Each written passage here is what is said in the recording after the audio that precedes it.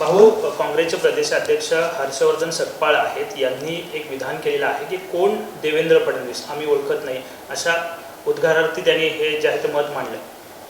आता मला या कोण देवेंद्र फडणवीस असं काँग्रेसचे अध्यक्ष सकपाळ म्हणत आहेत. आता मला यावर मी काय बोलावं. खरं म्हणजे देवेंद्र फडणवीस साहेबांना कोण ओळखत नाही.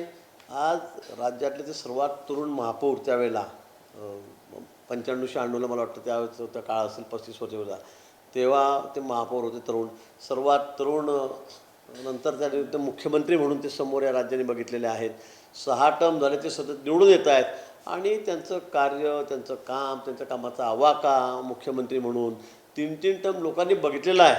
त्यांना महाराष्ट्राला बच्चाने बच्चा अगदी छोटा ते छोटा त्या ठिकाणी ओळखतो. आणि हर्षवर्धन म्हणतात कोण मुख्यमंत्री, कोण देवेंद्र फडणवीस, त्यांना ओळखत नाही. मला वाटतं किती हास्यास्पद या ठिकाणी आहेत. खरं म्हणजे सकपाळ कोण आहे हे जर आता लोकांना विचारलं तर मला वाटतं किती लोक हो म्हणतील, किती मुलं हो म्हणतील, किती महिला हो. मला तर प्रश्नच आहे. एकदा तुम्ही कुठेतरी आमदार झालात आणि आत्ता अपघाताने काय काँग्रेसमध्ये असं चाललेलंच असतं आणि त्यामुळे तुम्ही अध्यक्ष झालात आणि म्हणून विचारता कोण मुख्यमंत्री आहेत, कोण देवेंद्र फडणवीस, मी त्यांना ओळखत नाही. मला वाटतं यापेक्षा हास्यास्पद विधान कोणतं असू शकत नाही. मला वाटतं त्यांनी जबाबदारीने बोललं पाहिजे. ते काँग्रेसचे अध्यक्ष आहेत, पण आता त्यांच्या नेतृत्वाखाली तुम्ही फक्त तुमची काँग्रेस सांभाळा. आता त्या काँग्रेसमध्ये राहायला कोणी तयार नाही आहेत, त्यामुळे तुम्ही तुमचा पक्ष सांभाळा, असे काहीतरी वास्तव विधानं करू नका.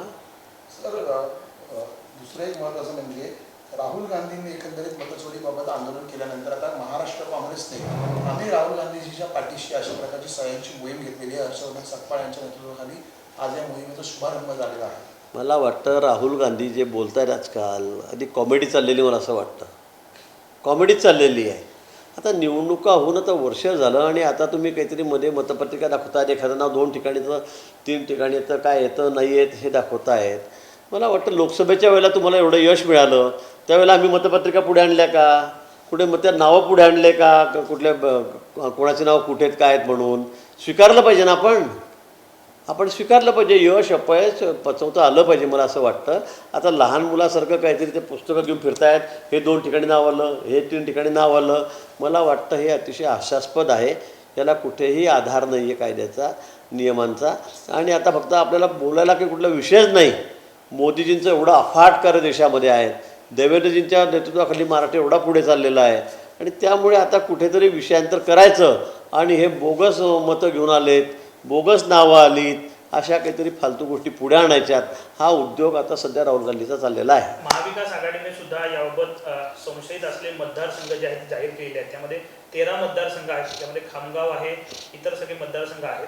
त्यांचं असं म्हणणं आहे की भाजपने फॉर्म 6 जो होता डेटाबेसचा तो त्यांच्याकडे भाजपकडे उपलब्ध होता आणि त्यामुळे ही फेरफार भाजपने केली आणि छेडाछेडी केली मतदार याद्यांमध्ये. मला वाटतं या गोष्टीला कुठलाही अधिकार नाही. इलेक्शन कमिशनने आधीच सांगितलेलं आहे.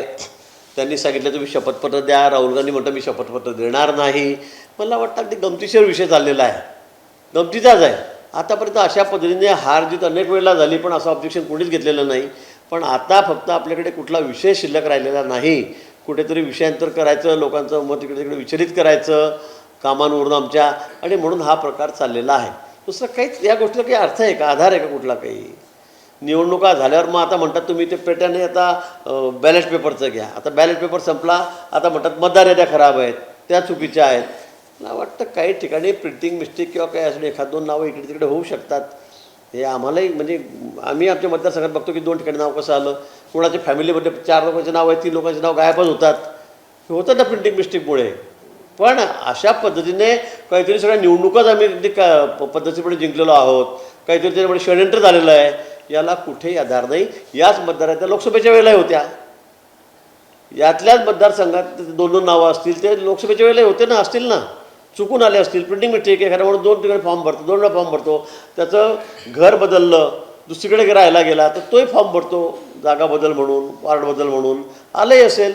पण त्यामुळे सगळं इलेक्शनच बदललं आणि त्यामुळे आम्ही जिंकलो. मला वाटतं या म्हणण्याला अजिबात अर्थ नाही आहे.